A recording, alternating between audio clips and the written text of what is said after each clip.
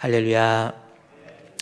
우리 좋으신 하나님의 은혜와 사랑과 인도와 돌보심이 여러분과 여러분의 가정에 늘 항상 함께 해주셔서 모든 위기 속에서도 주님이 주시는 은혜 속에서 평강의 복을 누리시기를 주의 이름으로 축원드립니다.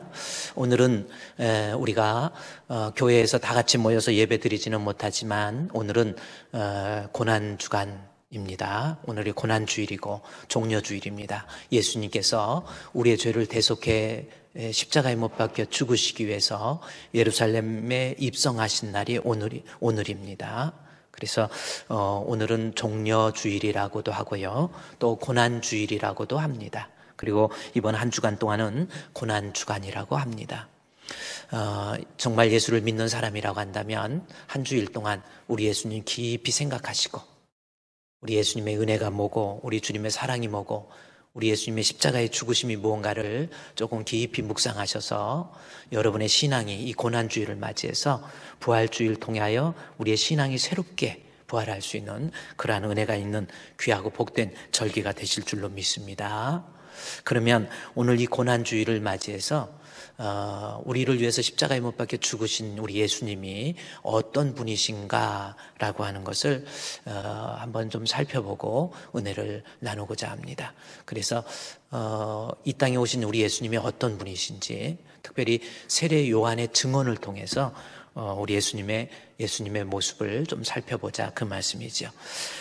제가 읽어드린 이 본문의 말씀에 보면 알지 못하고, 알고, 혹은 알지 못하고, 예를 들어서 31절 말씀에서도 나도 그를 알지 못하였으나 라고 하는 것, 33절에서도 나도 그를 알지 못하였으나, 이런 말씀, 그리고 33절 마지막 줄에 보면은 이인 줄 알라 해서 예수님을 안다고 하는 것, 이것은 우리의 신앙에 있어서 대단히 중요하다라고 하는 겁니다.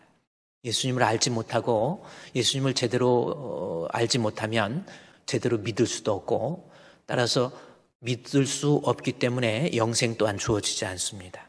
그래서 예수님이 어떤 분이신지 제대로 좀 알아서 우리의 믿음을 통해서 우리의 영혼이 구원받는 그러한 모습이 되어야 된다, 그 말씀입니다. 자, 그러면 예수님이 어떤 분이신지 이 요한이라고 하는 사도, 이 세례 요한이라고 하는 이 세례 요한의 증언을 통해서 예수님이 어떤 분이신가라고 하는 것을 살펴보자, 그 말씀이 있죠. 여러분, 오늘 본문이 요한복음인데 한번 생각해 보세요. 자, 본문이 요한복음이죠. 자, 성경은 전부가 66권입니다. 그렇죠? 구약이 39권, 신약이 27권 해서 66권의 성경입니다. 그런데 한번 생각해 보십시오. 어떤 사람은 요한복음이 마태, 마가, 누가, 요한, 그 다음에 사도행전, 로마서 이렇게 쭉 나가니까 요한복음이 이 기록 연대를 보면 아마 앞에 있으니까 상당히 앞에서 기록했나 보다, 이렇게 생각할 수 있어요. 그런데 성경 66권의 성경 중에서 제일 마지막에 기록한 책이 어떤 책인 줄 아세요? 어떤 책일까요? 성경 66권의 성경 중에서 제일 마지막에 기록한 책이 뭘까라는 겁니다. 이것은 상당히 중요한 거예요.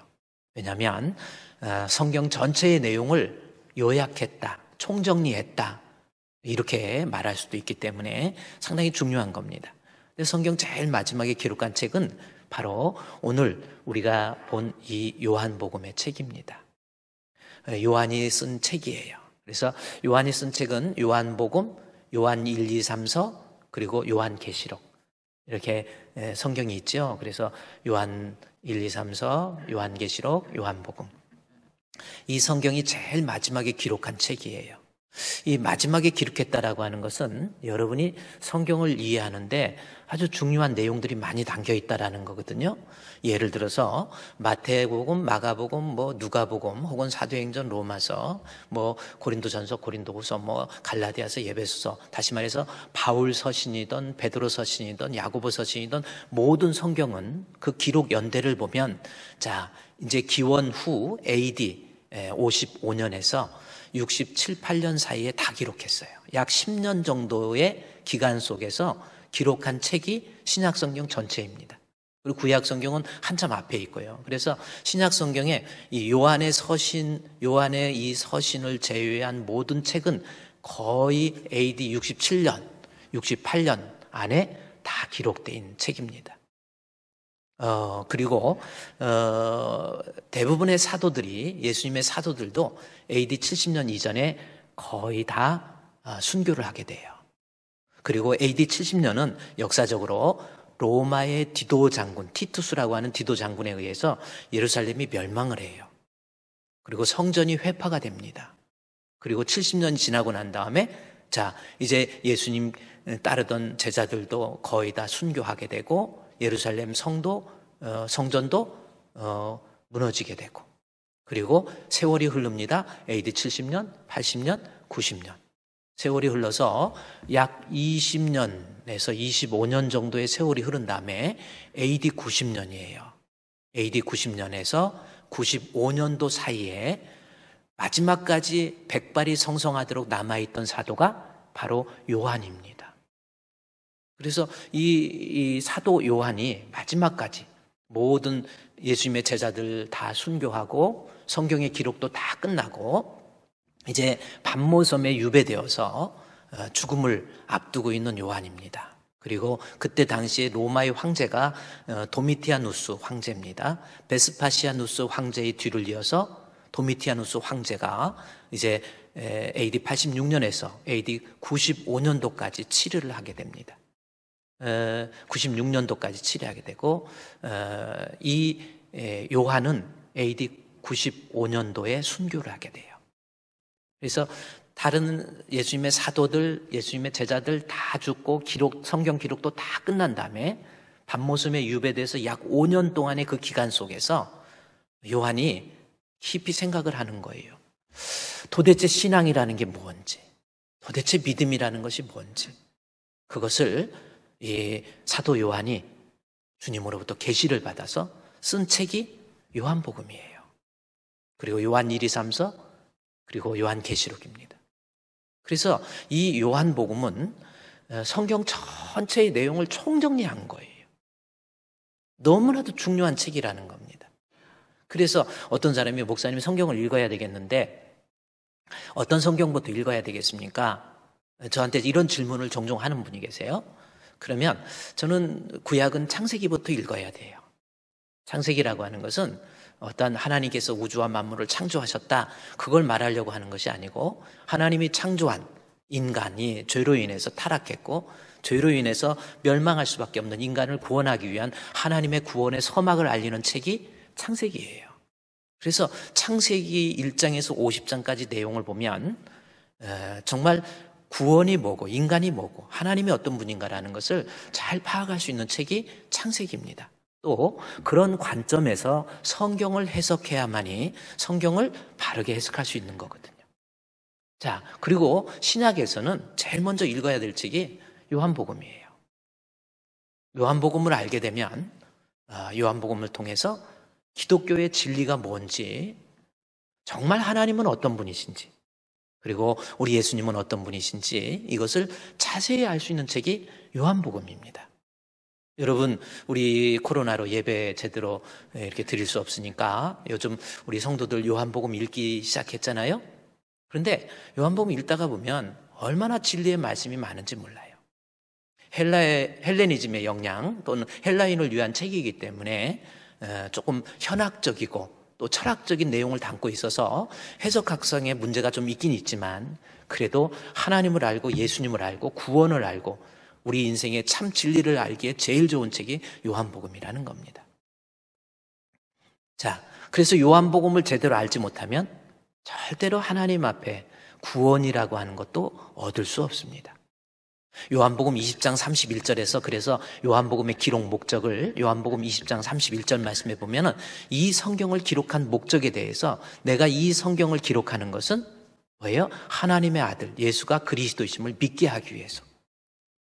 그러니까 이 성경 요한복음 전부 성경을 정리하고 총정리하면서 결국 요한복음을 기록한 목적이 예수가 그리스도이심을, 오직 이것을 기록함은 예수께서 하나님의 아들 그리스도심을 믿게 하고 그로 인해서 생명 얻게 하기 위해서 쓴 책이 요한복음이에요. 따라서 요한복음에 대한 이해가 없이 신앙생활을 한다. 그러면 그 사람은 예수가 그리스도이신 거에 대해서도 알 수 없고 따라서 영생도 얻을 수 없다라는 겁니다.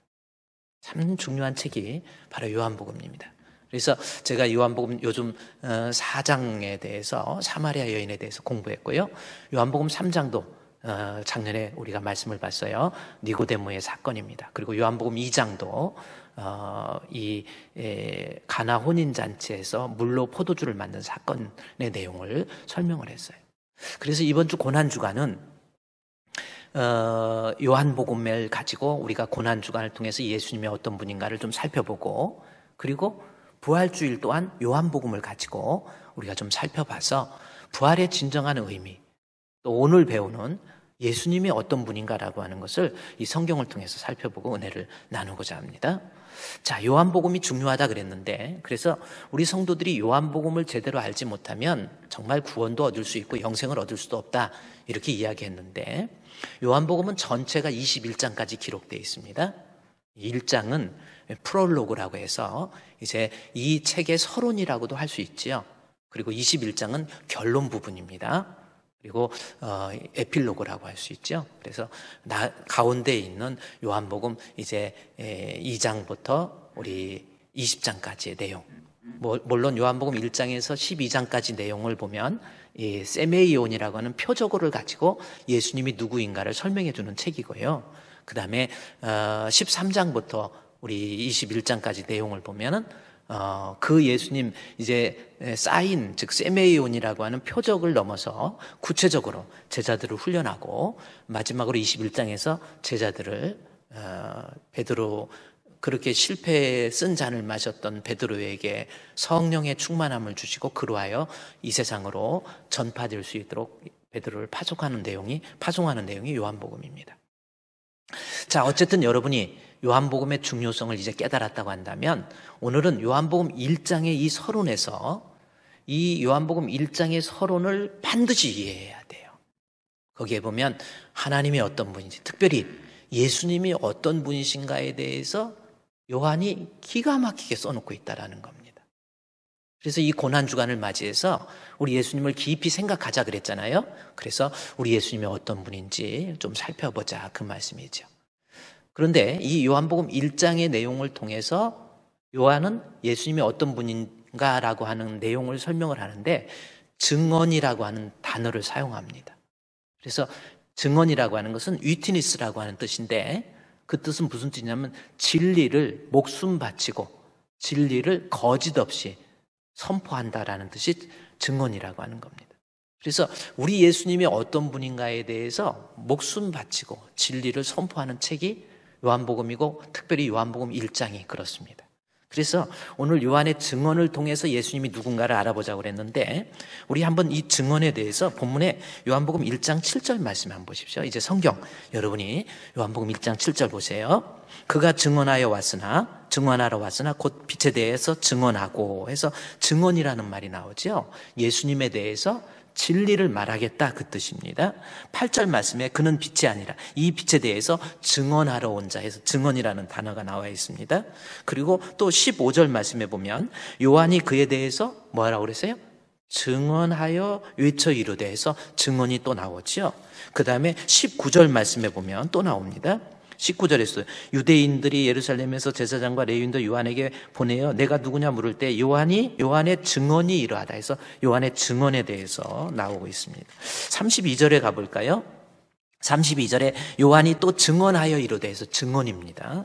또 34절에 내가 보니 그가 하나님의 아들이심을 증언하였다 해서 예수가 어떤 분인가에 대해서 가장 정확하게 그리고 가장 진리적으로 설명한 내용, 이것이 바로 요한복음 1장에 있는 내용이고, 따라서 요한복음 1장의 요한의 증언을 자세히 살펴보면 우리가 성령의 감동을 받은 요한의 이 기록에 의해서 우리 예수님, 내가 믿는 예수님이 어떤 분인지 정확히 알 수 있어요. 자, 그러면 오늘 이 고난주간을 맞이해서 우리를 위해서 화목제물로 십자가에 못 박혀 죽으신 우리 예수님이 어떤 분이신가? 자, 29절 말씀부터 이제 봅니다. 요한복음 1장 29절에 기록되어 있죠. 한번 보세요. 예수님이 여러분 알지 못하면 구원도 없다고 그랬잖아요. 그래서 정확히 우리 예수님에 대해서 좀 알자는 거예요. 29절 말씀에 이튿날 요한이 예수께서 자기에게 나오심을 보고 이르되 보라 세상 죄를 지고 가는 하나님의 어린 양 해서 요한의 증언 보라라고 하는 것, 물론 이것은 보라라고 하는 것은 독일 말로 자이엔지라고 하는 겁니다. 이것은 보는 것만큼 인간에게 확실한 게 없어요. 이것은 곧 믿으라라는 뜻이죠. 봐봐 정확하잖아 이 뜻입니다. 자, 그러면서 29절에서 증언하다가 34절에 가보면 내가 보고 또 보고 증언하는 거예요. 그가 하나님의 아들이심을 증언하였노라 하니라 이렇게 나와 있죠. 그래서 29절에서 34절 말씀 요한이 직접 우리 예수님을 보고 이 세례 요한이 여기서 기록자 요한이 아닙니다. 세례 요한이 직접 보고 증언한 우리 예수님이 어떤 분이신가라는 거죠. 너무나 중요한 거죠. 예수님보다 6개월 먼저 이 땅에 오신 이 세례 요한이 그 입술을 통해서 성령의 감동을 받아서 우리 예수님, 내가 믿는 예수님이 어떤 분인가 보고 그대로 증언한 내용입니다. 그러면 첫 번째, 여러분 예수님이 어떤 분입니까?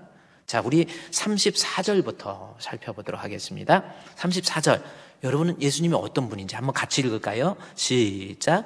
내가 보고 그가 하나님의 아들이심을 증언하였노라 하니라. 자, 여기에서 보면 그는 우리 예수님입니다. 세상 죄를 지고 가는 하나님의 어린 양으로서 그입니다. 자, 요한의 증언을 보면 예수님은 누구예요? 그가 뭡니까? 하나님의 아들이지요. 자, 예수님이 누구예요? 하나님의 아들입니다. 그렇죠. 자, 그러면 하나님의 아들이라고 하는 것은 무슨 뜻이에요? 우리 정확히 합시다. 하나님의 아들 무슨 뜻일까라는 겁니다. 그러면 여러분들은 대부분 어떻게 생각을 하냐면 생물학적 입장에서 생물학적 관점에서 하나님께서 낳았다. 내가 너를 낳았노니 또 그렇죠? 그 외아들 우리 주 예수 그리스도 해서 하나님이 낳은 하나님의 아들 그렇게 생각합니다. 생물학적인 관점에서 생각을 해요. 그런데 여러분이 그 생각부터 줄여야 돼요. 하나님이 어떻게 하나 낳았다 이런 뜻이 아니라니까요.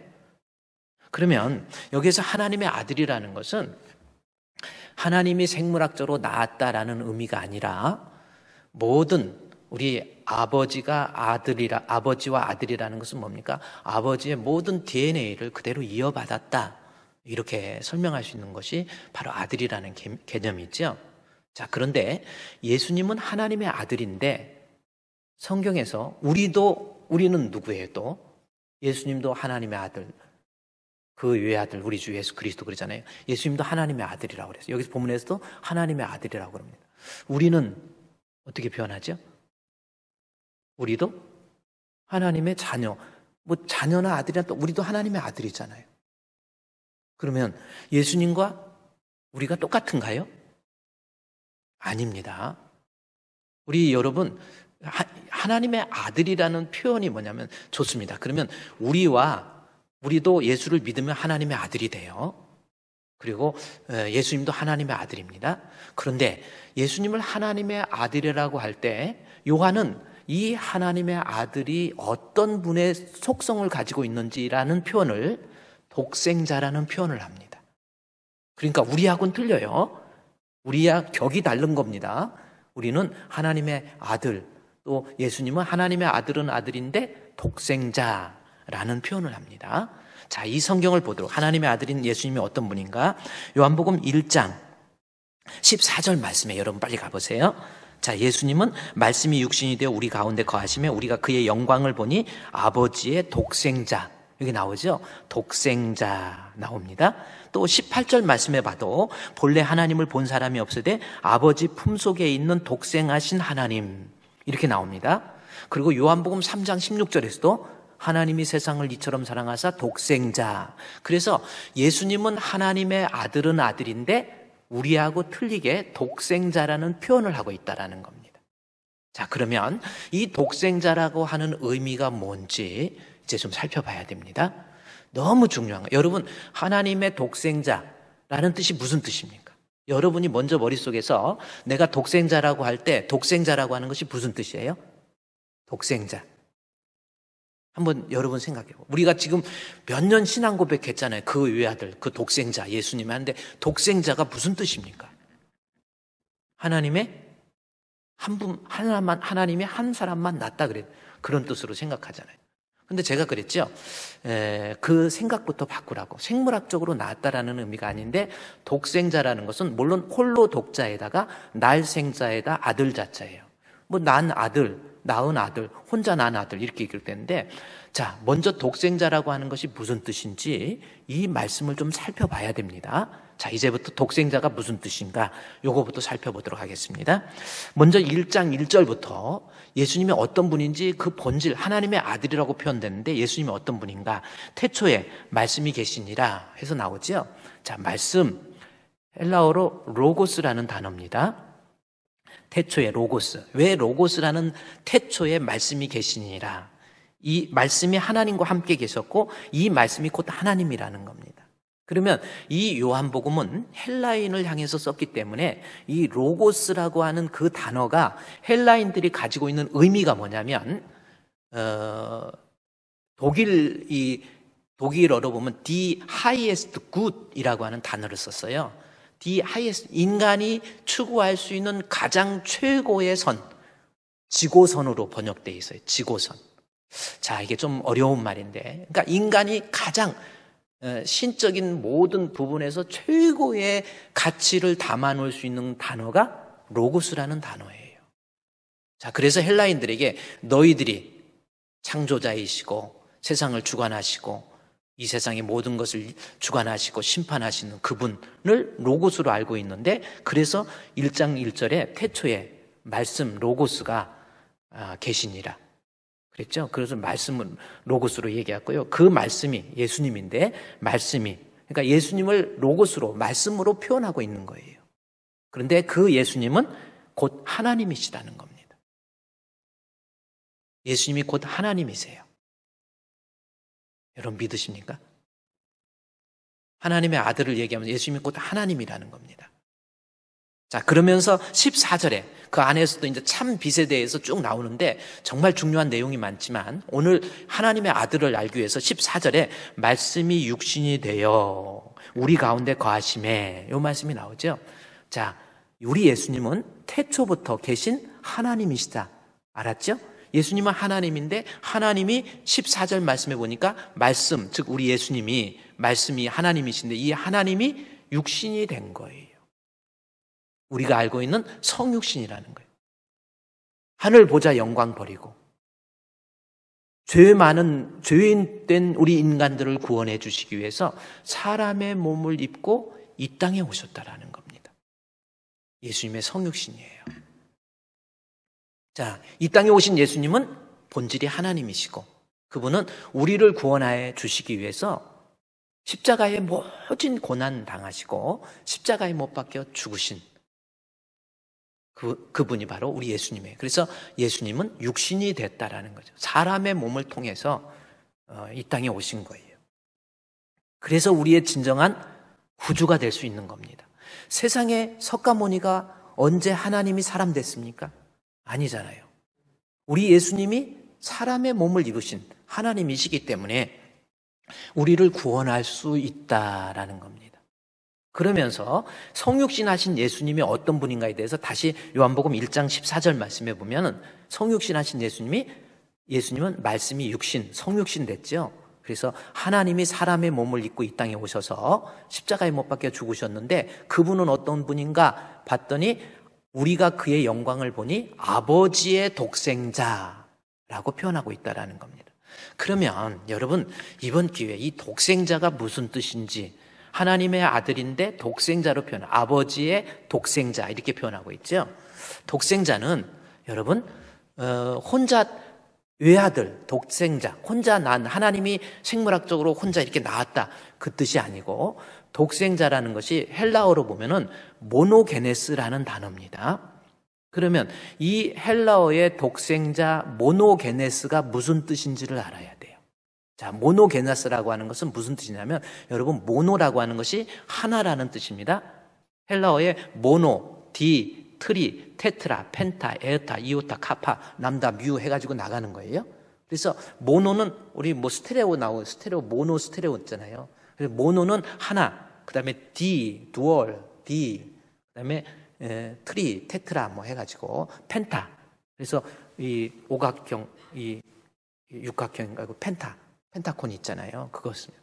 어쨌든 모노는 하나라는 뜻이고요. 게네스라고 하는 것은 하나만 낳는다라는 그러한 뜻입니다. 모노게네스인데 그 뜻이, 이 모노게네스라는 뜻이 무슨 뜻이냐면 속성과 성품에 있어서 유일하다라는 거예요.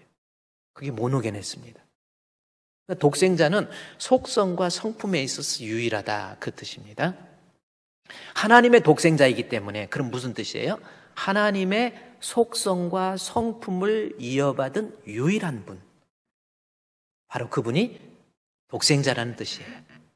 그러니까 여러분, 생물학적으로 나았다라는 의미가 아니고 하나님의 속성 그리고 하나님의 성품을 이어받는 데 있어서 다른, 그러니까 우리가 하나님의 속성과 성품을 다 이어받은 게 아니에요. 그래서 영접하는 자, 곧 그 이름을 믿는 자에게는 하나님의 자녀들이, 그래서 거기 자녀가 복수로 돼 있어요. 자녀들, 예수를 믿어서 하나님의 자녀가 된 우리는 독생자가 아니에요. 예수님만이 하나님의 모든 속성과 성품을 지니고 있는 유일하신 분이에요. 그게 독생자라는 뜻입니다. 자, 영어로 보면은 좀 더 쉽게 얘기되어 있어요. 독생자라는 뜻이 영어로 뭘로 있다면은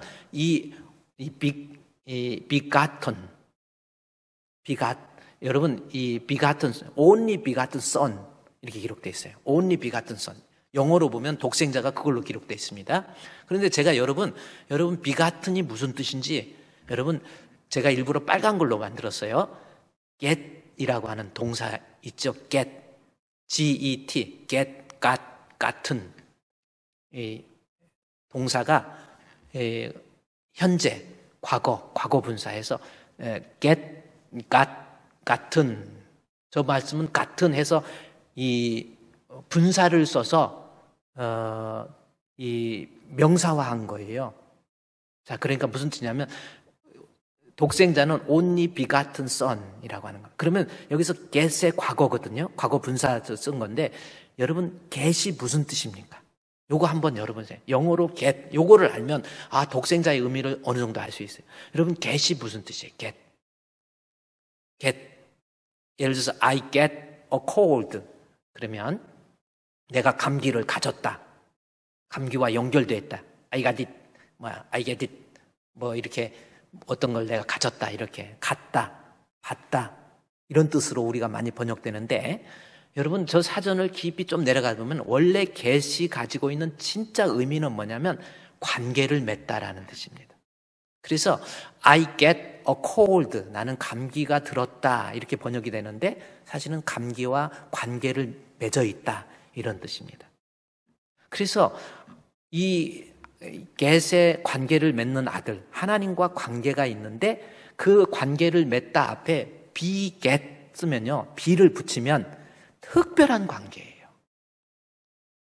그때 beget이라고 하는 단어를 씁니다. 특별한 관계.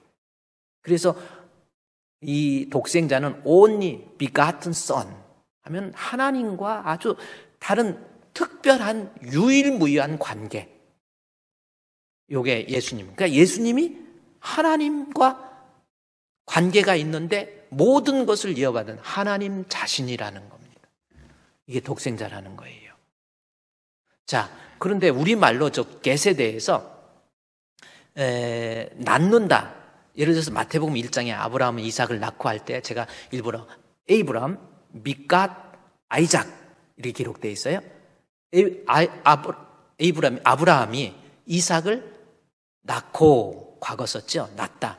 그때 낳는다, begot, 아까 get은 낳는다라는 번역을 갖다가 beget하고 한 단어를 쓴 것은 뭐냐면 우리말로 낳는다라는 단어 번역이거든요. 아브라함이 이삭을 낳았다. 이 begat을 낳았다라는 단어로 쓰잖아요. 그러면 생각해 보세요. 아브라함이 이삭을 낳았어요?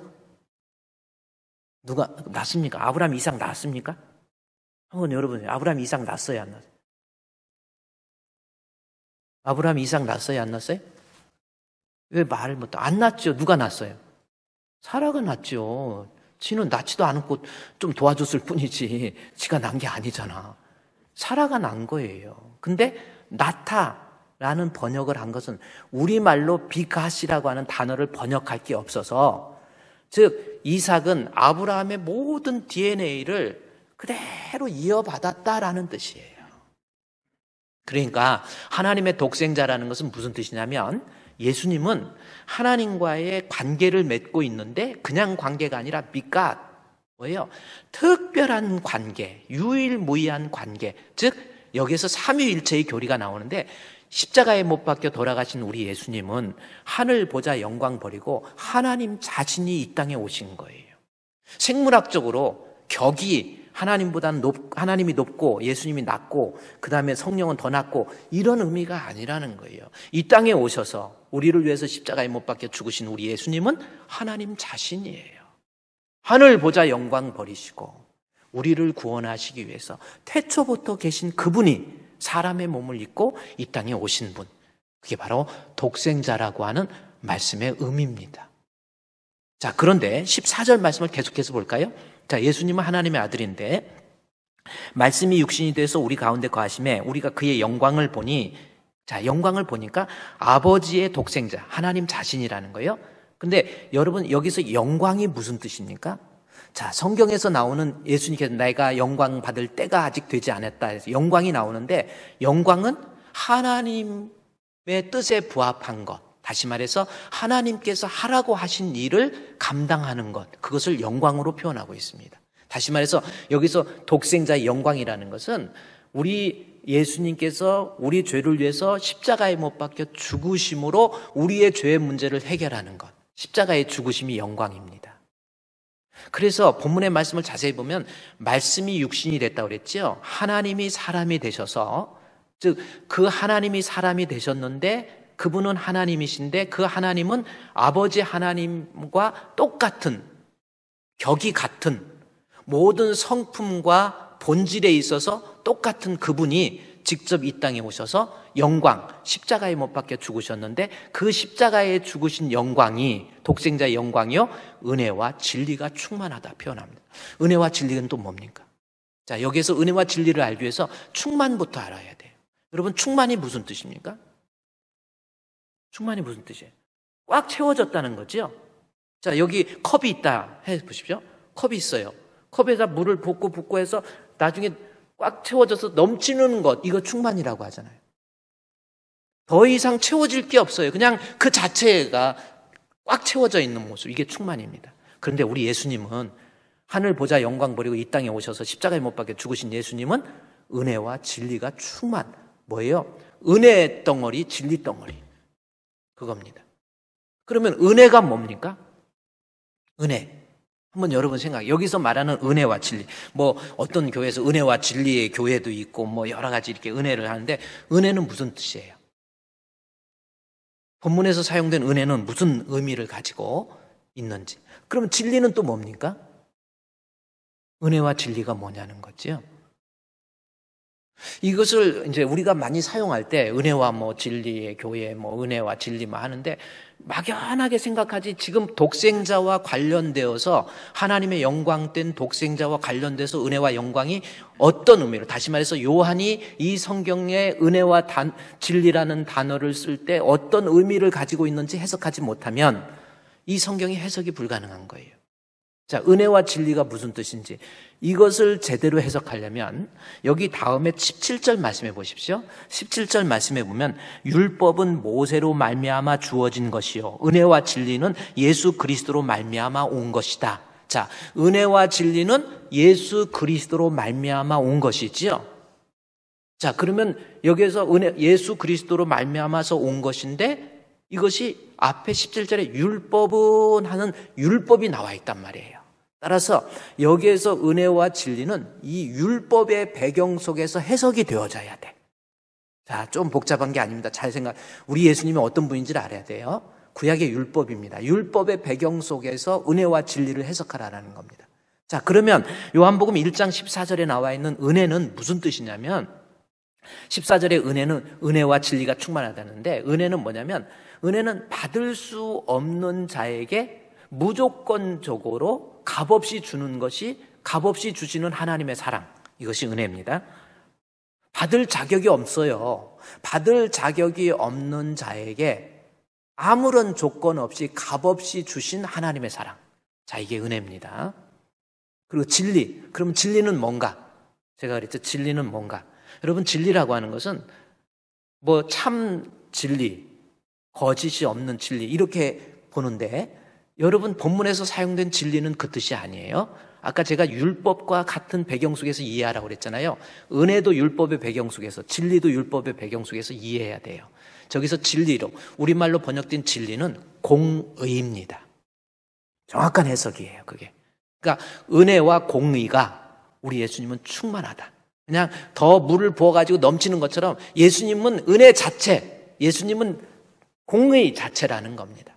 그러면 은혜가 왜 앞이고 진리가 왜 뒤인가? 요거에 대해서도 율법의 배경 속에서 이야기하면 우리가 공의, 은혜와 공의라고 그랬는데, 공의, 인간이 하나님 앞에, 우리 예수님 하나님의 영광이요 그랬는데, 영광이 은혜와 진리가 충만하다고 그랬는데, 하나님 앞에 우리 인생들이 공의로 하나님이 우리를 심판하셨다고 한다면 죄로 인해서 살아남을 사람 하나도 없어요.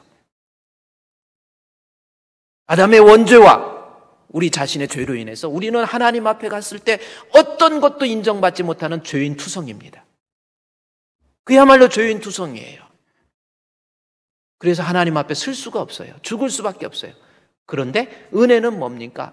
죽을 수밖에 없는 자에게, 받을 자격이 없는 자에게 하나님께서 값없이 주시는 하나님의 사랑이에요. 우리 예수님이 어떤 분이라는 거예요?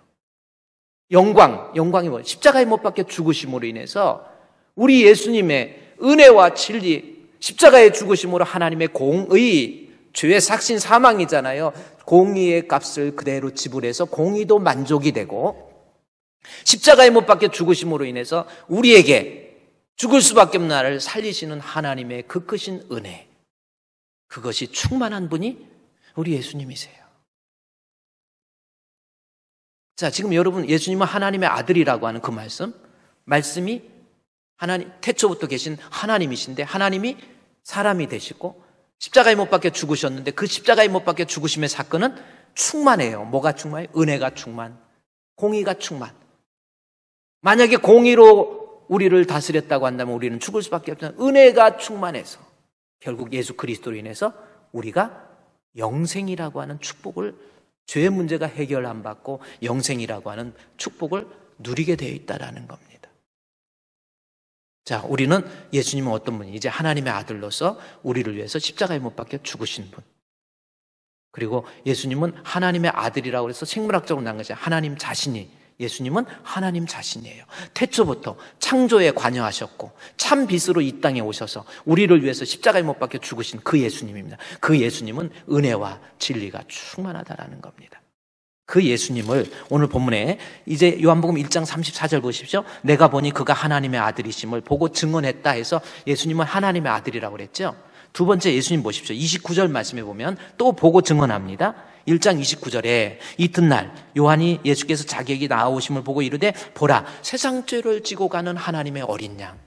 자, 예수님은 하나님의 아들인데 오늘은 또 하나는 하나님의 어린 양입니다. 두 번째, 예수님은 하나님의 어린 양으로 비유하고 있죠.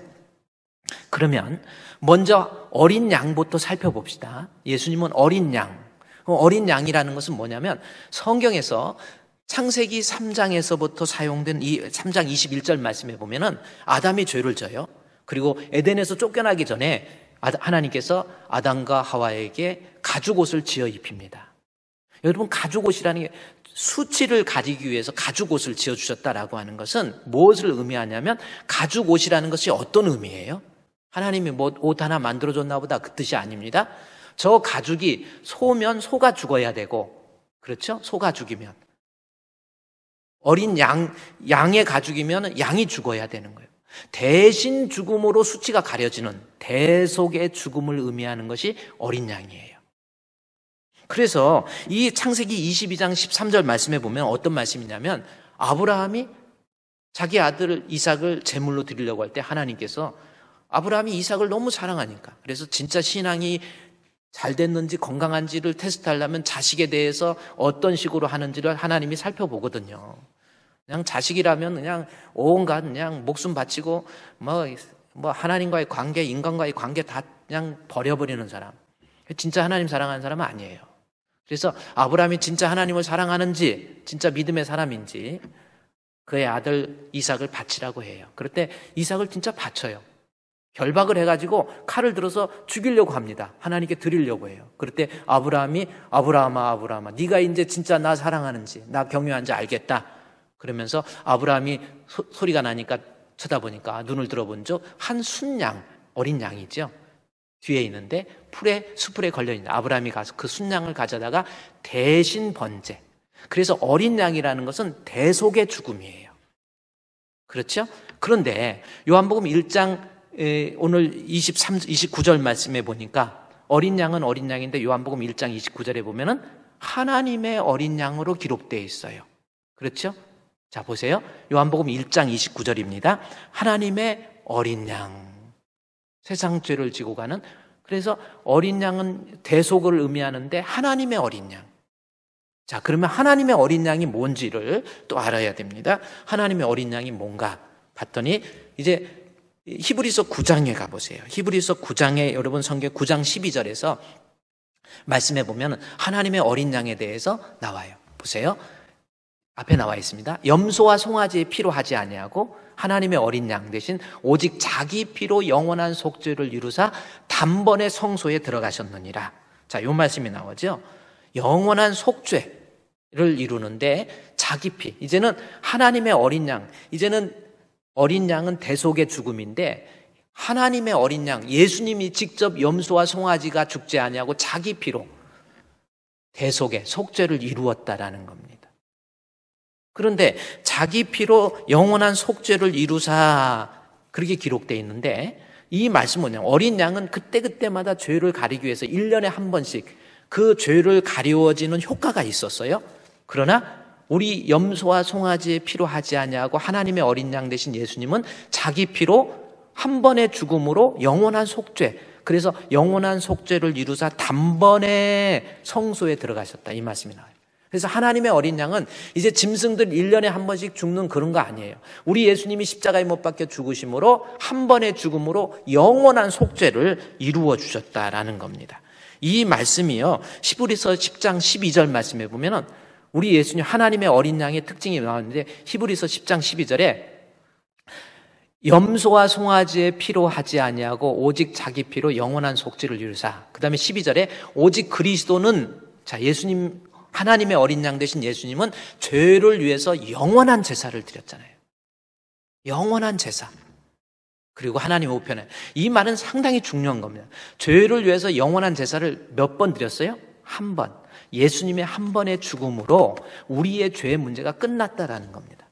이것은요, 영어로 보면은요, 아주 중요한 저 12절, 하나님의 어린 양, 그냥 어린 양하고 하나님의 어린 양은 한 번의 죽음으로, one sacrifice for sins, 죄를 위한 한 번의 죽음이 그것이 효과가, effective, 효과가 나타나는데 forever입니다. 영원히 일어나는 거예요. 그래서 여러분, 하나님의 어린 양은 그냥 어린 양하고 틀려요. 짐승이 죽은 것은 1년에 한 번씩 죄를 가리워지는 효과가 있지만 하나님의 어린 양은 죄를 위해서 한 번의 영원한 제사, 그래서 한 번 one sacrifice for sins, 죄를 위한 한 번의 제사가 영원하다. 그 효과가 이펙트가 효과라는 겁니다. effective forever. 효과가 영원한 거예요. 자, 어린 양은 어린 양인데 하나님의 어린 양이에요.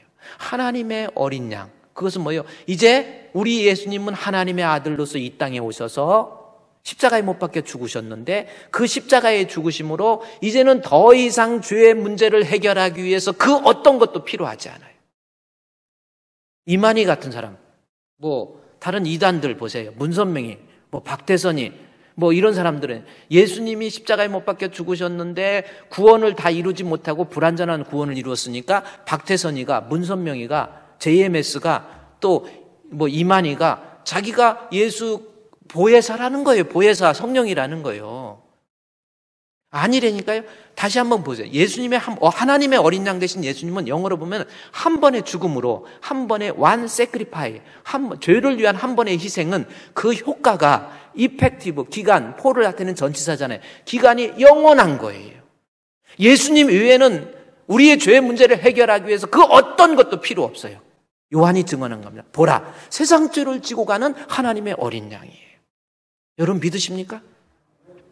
지금 우리가 하나님에 대해서 요한이 너무나도 하나님의 아들, 그리고 예수님은 세상 죄를 지고 가는 하나님의 어린 양, 죄의 문제 해결을 위해서 한 번의 십자가의 대속의 죽음은 이제는 죄의 문제를 해결하기 위해서 그 어떤 것도 필요 없는 거예요. 예수님, 그래서 무슨 이단이나 이런 것들이 들어올 이유도 없어요. 우리 예수님 한 번, 나의 죄를 씻기는 예수의 피밖에 없네. 다시 성케 하기도 예수의 피밖에 없네. 믿으십니까? 예수님 외에는 그 누구도 이 인간의 구원을 위한 제사가 필요 없는 거예요. 하나님 자신이 이 땅에 오셔서 친히 십자가에 못 박혀 죽으셔서 우리의 죄의 문제를 해결해서 뭐예요? 우리의 죄의 문제를 해결해서 우리로 하여금 그래서 은혜와 진리가 충만해서 은혜 덩어리, 공의 진리 덩어리이신 예수님 앞에, 그 다음에 본문의 말씀에 요한복음 1장 29절의 마지막으로요, 예수님은 하나님의 아들, 예수님은 또 하나 뭐예요? 세상 죄를 지고 가는 하나님의 어린 양, 그 다음에 마지막으로요, 요한복음 1장 29절 보십시오. 요한이 예수께 자기에게 나오심을 보고 이르되 보라, 세상 죄를 지고 가는 하나님의 어린 양, 우리의 죄를 대속하기 위한 십자가의 죽으심, 그 예수님을 뭐 하라고 그랬어요? 보라 그랬죠. 여러분, 보라라고 하는 이 단어는 믿으라라고 하는 것을 강조할 때 사용하는 단어입니다. 제가 아까 그랬죠. 자이엔지, 보라라는 거예요. 자, 여러분, 예수님은 하나님의 어린 양으로서 한 번의 죽음으로 영원한 속죄를 이루어서 우리의 죄 문제를 완전히 해결하신 그 예수님으로 여러분이 믿어야 된다라는 겁니다. 여러분, 예수님 믿습니까? 한번 생각해 보세요. 예수님이 하나님이신데 이 땅에 오시고 십자가에 못 박혀 죽으심으로 영원한 속죄를 이루어 주신 그분, 그 예수님이 나의 구주인 것을 여러분 믿습니까? 그리스도의 고난주간이라고 그래서 그래 뭐 금식하고 뭐 이런 것보다 더 중요한 것이 정말 예수님을 제대로 알고 나를 위해서 십자가에 못 박혀 죽으신 예수님을 내가 믿은 것. 그러면 도대체 믿음이 뭔지 우리 한번 그 위선에서 벗어나고요, 진짜 믿음이 뭔지 요한복음 1장 12절에 나와 있어요. 보세요. 11절 말씀에 보면 요한복음 1장 11절에서 거기 여러분 성경이 11절, 12절, 13절입니다. 여기 보십시오. 자기 땅에 오매 자기 백성이 영접하지. 이스라엘 땅에 예수님께서 하나님으로서 이 땅에 오셨더니 이스라엘 백성들이 영접하지 않아요. 그래서 그 복음이 이제 이방 땅에, 그래서 영접하지 아니하였으나 12절 너무 중요한 말씀이잖아요. 우리 한번 같이 읽겠습니다. 시작. 영접하는 자, 곧 그 이름을 믿는 자들에게는 하나님의 자녀가 되는 권세를 주셨다. 이 말씀이에요. 영접하는 자, 곧 그 이름을 믿는 자에게는 하나님의 자녀가 되는 파워, 권세를 주는 거예요. 그러면 여기에서 하나님의 자녀가 뭔가라는 겁니다. 여러분, 내가 예수를 믿으면 하나님의 자녀가 되게, 그런데 아까 제가 독생자는 단수, only begotten son이라고 이랬는데 여기서 하나님의 자녀가 되는 권세인데 우리말로는 그냥 단수 복수 없이 그냥 써놨어요. 그런데 원래 헬라어 원문에 봐도, 영어 성경에 봐도 하나님의 자녀들이 되는 권세입니다. 그러니까 예수님 하나님의 아들 자녀하고 우리가 예수 믿어서 하나님의 자녀가 된 건 격이 달라요. 우리는 신성을 받은 게 아니에요. 근데 하나님의 자녀들이 되는 권세를 주셨어요. 그러면 좋습니다. 내가 예수 믿으면 하나님의 자녀가 되는데 하나님의 자녀가 되면 나에게 어떤 결과가 주어지는지 이거부터 알아야 돼요. 베드로 후서 1장 3절부터 보면은 하나님의 자녀가 되었을 때 우리에게 주어지는 권세 뭐예요? 자, 그의 신기한 능력으로 생명과 경건에 속한 모든 것을 우리에게 주셨으니, 자, 신기하게 주십니다. 그 다음 절 보면은, 이로써 보배롭고 지극한 약속, 예수를 믿으면 약속이 주어져요. 약속이 뭔가 봤더니, 너희가 이 약속으로 말미암아 너희가 정욕 때문에 세상에서 썩어질 것, 세상에 썩어져. 자, 예수를 믿으면 하나님의 자녀가 되면 우리에게 주어지는 것이 있는데 뭔가 봤더니 세상에 썩어질 것들이 아니고, 육신적인 것들이 아니고 뭐예요? 썩어질 것을 피하여 신성한 성품에 참여하는 것. 이게 예수 믿는 거예요. 신성한 성품이 뭡니까? 여러분, 예수 믿으면 어떻게 돼요? 하나님의 자녀가 되는 권세를 주셨다고 그랬잖아요. 그럼 자녀가 되면 어떻게 됩니까? 그러니까 머릿속으로만 이해하지 말고 신성한 성품에 참여하는 거예요. 신성한 성품이 뭐예요? 영어로 보면 divine 신입니다. divine nature. 자, 여기서 신성한 성품이 뭐냐면 divine nature, 신의 성품 이렇게 기록되어 있어요. 자, divine nature. 저것도 정말 중요한 거예요. 내가 예수 믿으면 divine nature를 참여하게 된다라는 겁니다. 그러면 신성이 뭡니까? 신의 성품, 하나님의 본성, 네이처가 본성이잖아요. 하나님의 본성에 내가 예수를 믿어서 하나님의 자녀가 되면 하나님의 본성에 참여하는 거예요. 하나님의 본성이 뭐예요? 하나님께서는 거룩하시고 영화로우시고 능력 있으시고 아프지도 않고 시간과 공간을 초월하시며, 여러분 그거잖아요. 그래서 신성이 그거예요. 내가 예수를 믿으면 막연히 천국 간다, 그것이 아니에요.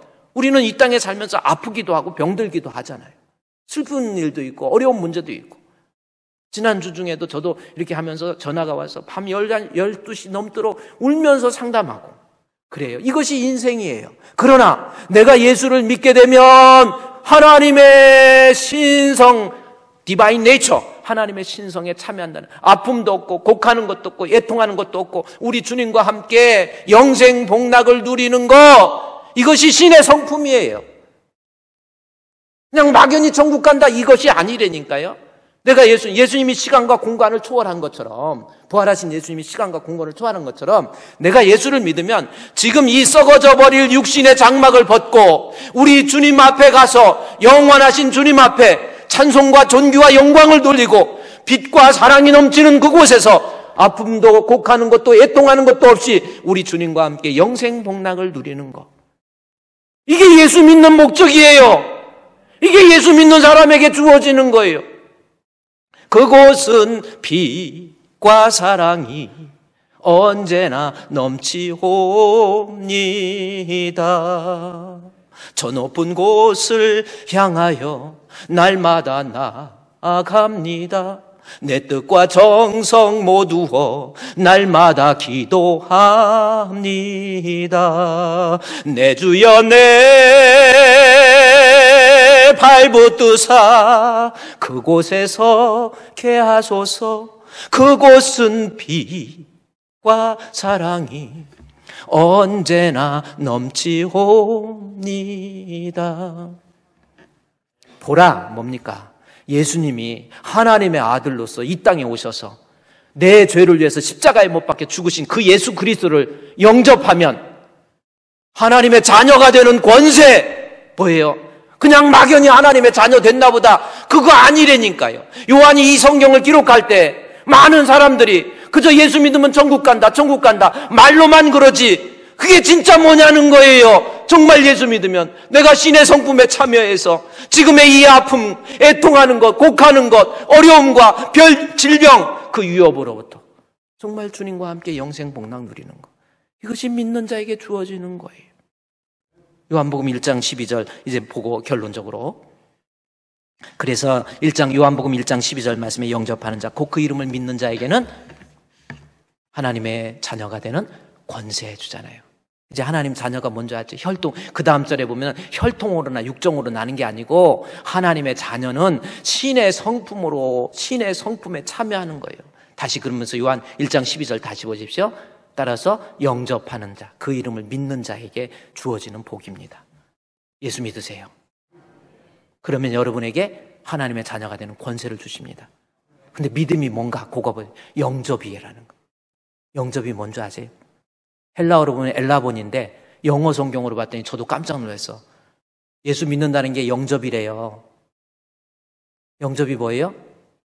리시브라고 기록되어 있어요. 리시브가 뭡니까? 리시브가 뭐예요? 하나님께서 예수님을, 여러분 배구 해보셨어요? 배구? 저쪽에서 서브 했죠? 저도 배구 한때 날렸던 사람은 아니지만 배구를 해요. 배구를 해서 공을 서브를 하잖아요. 그럼 밑에서 리시브를 하죠. 예수 믿는 것이 리시브래요. 영접이라는 말이 리시브입니다. 영어 성경에 보세요. 그럼 리시브 오면은, 여러분 배구공을 받아본 사람은 알지만 서브에서 공이 날아올 때 이렇게 받으면 여기에 빨간 흔적 안 남습니까? 흔적 남아요, 안 남아요? 안 해봐서 몰라요? 공 받으면 여기 흔적 남아요, 안 남아요? 이게 믿음이라는 거잖아요. 내가 예수를 믿어서, 예수를 받아서, 하나님이 주신 예수를 받아서 내 자신의 마음속에 뭔 흔적이 있어야지. 여러분의 흔적이 뭡니까? 진짜 예수 믿으면 흔적이 우리의 육체가 아닌 우리의 마음의 가슴 속에 우리 주님에 대한 흔적이 있어야지요. 저는 이번에 이 코로나 때문에 예배를 드리지 못하는 것 때문에 정말 목사로서 정말 괴롭고 힘들고 많이 울고 성도들이 주중에 계속 격려해 주는, 얼마나 또 그래요. 근데 이런 위기 속에서 제가 느끼는 게 뭐냐면, 이 코로나가 딱 닥쳤잖아요. 신천지 이것들이 뭐가 잘못이 신천지가 낱낱이 드러나듯이 문득 어떤 생각이 나면, 내가 주님 앞에 섰을 때 나는 어떤 모습으로 드러날 수 있을까?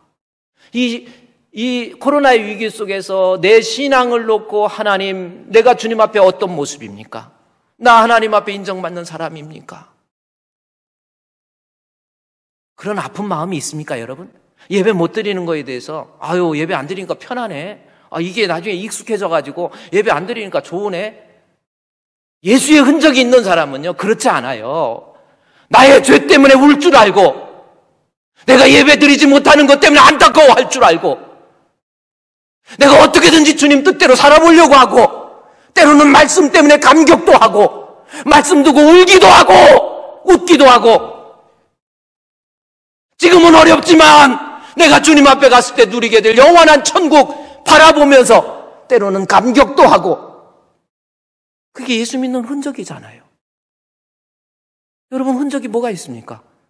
우리 주님이, 우리 하나님이 예수님 보내주셨어요. 나 서브했어요. 아무런 흔적 안 남습니까?